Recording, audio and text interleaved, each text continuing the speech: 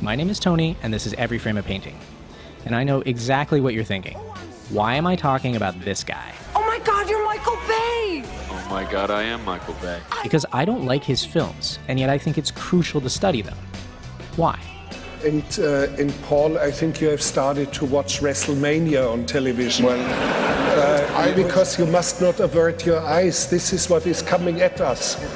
This is what television, what a collective, anonymous body of majority wants to see on television. Like WrestleMania, like Anna Nicole Smith, like Jackass, Michael Bay has created something.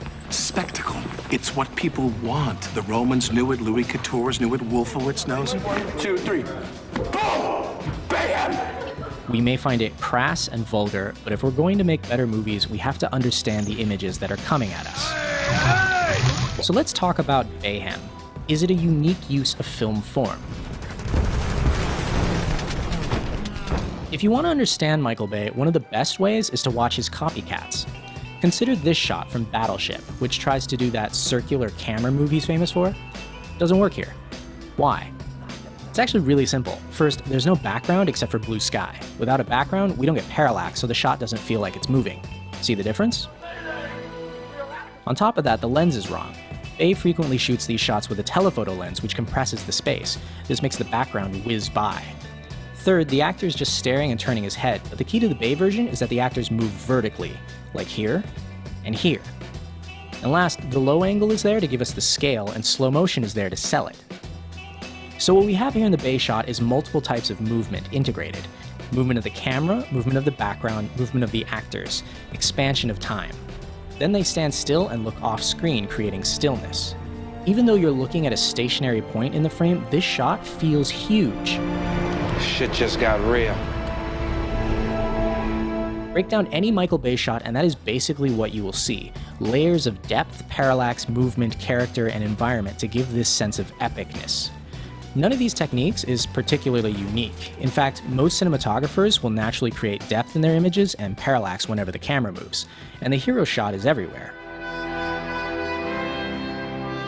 What makes Bay unique is how many layers and how complex the movement is. That doesn't make his shots better, it just makes them more complicated than the competition. That's why his frames seem to have a lot of stuff going on. Lots of dust, dirt, smoke, or explosions between the layers. Also, lampposts. Lots of lampposts. If you go back to the first Bad Boys, you can watch this from the opening credits. Here, the car moves one way, the plane another, the lampposts are in frame for scale, and the camera is on a telephoto lens. Later in the film, you can see the same compositional technique. And when the explosions happen, once you see this, it's much easier to deconstruct his imagery and to see its limits. For instance, Bay doesn't distinguish between when to do a shot and when not to do it. He'll use the same camera movement whether the character is saying something important. You have any money here in the States? Of course.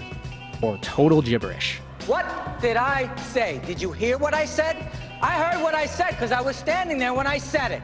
Every shot is designed for maximum visual impact, regardless of whether it fits. But the Bay style also leads to some fascinating visual ideas. How can you make something feel big? Well, you put lots of things of varying size in the same shot, and then you move the camera to emphasize. This is something Jurassic Park also did very well. It's a dinosaur. Just as important is off-screen space. Notice here, this actor isn't looking at the planes we see in the background. That means there's even more planes we can't see. So while the shot feels huge, it implies even more scale. How does a filmmaker come up with images like this? In the case of Michael Bay, let's look at one of his favorite films. When you're a jet, all the way from your first cigarette to your last dying day.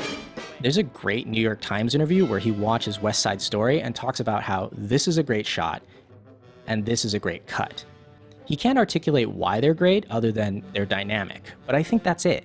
When you put shots from West Side Story back to back with his work, you can feel the similarities. I think Bay's goal is to create what he thinks are good shots and connect them with what he thinks are good cuts. If Howard Hawks defined a good movie as 3 good scenes and no bad ones, Michael Bay seems to think a good film is 3,000 dynamic shots and no static ones.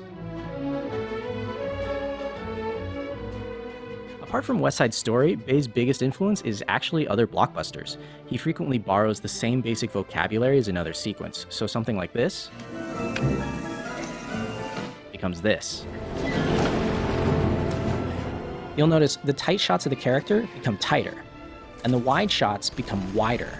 Everything gets more layers of motion, but the basic vocabulary is the same. I got him!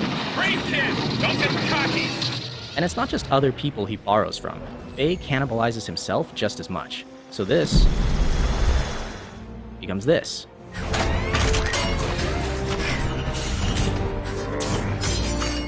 You'll notice every motion in the original shot, for instance, the camera turning counterclockwise while the bomb turns clockwise, is just cranked up in this version. Autobots, I'm in pursuit. So what is Bayhem? It's the use of movement, composition, and fast editing to create a sense of epic scale. Each individual shot feels huge, but also implies bigger things outside the frame. It stacks multiple layers of movement, shot either on a very long lens or a very wide one. It shows you a lot for just a moment and then takes it away. You feel the overall motion, but no grasp of anything concrete. And yeah, it requires a lot of people and integration to do this. But it's basically a variation on the existing vocabulary of the action scene. Individual shots are a little dirtier, a little shakier, more complex, a few more layers. Then you cut it together faster than the brain can register, but not faster than the eye can move. It's not revolutionary, just the past with a bit of stank on it. If you want to see a more extreme version of similar ideas, you can look at late-era Tony Scott. And if you want to see a less cluttered version, you can look at animation, with someone like Glenn Keane. This is way more legible than what Bay does, but the basic idea is the same. Character, environment, many layers, one epic sweep.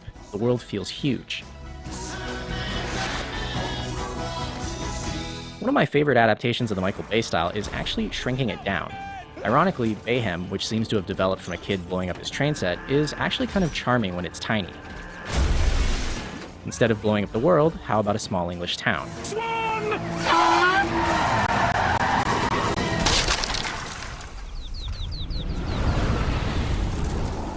But in the end, I think the popularity of this style is hugely important. Whether we like it or not, the interesting thing here is that we are really visually sophisticated and totally visually illiterate. We can process visual information at a speed that wasn't common before, but thinking through what an image means, This is not necessary! not so much. And as Werner Herzog put it, You do not avert your eyes. That's what's coming at us. this might sound a little weird, but the person who loses the most here is actually Michael Bay. He is a slave to his own eye. He has a need to make every image dynamic, even when it runs contrary to the theme of his movie. Some people just don't know a good thing when it's staring them in the face. It really is the simple things in life. Yeah, the little things, like a big house, a dock, a view of the water, and a speedboat. What happens when two great storytellers tackle this exact same theme? Heck, Norm, you know, we're doing pretty good. I love you, Margie. I love you, Norm. 2 more months.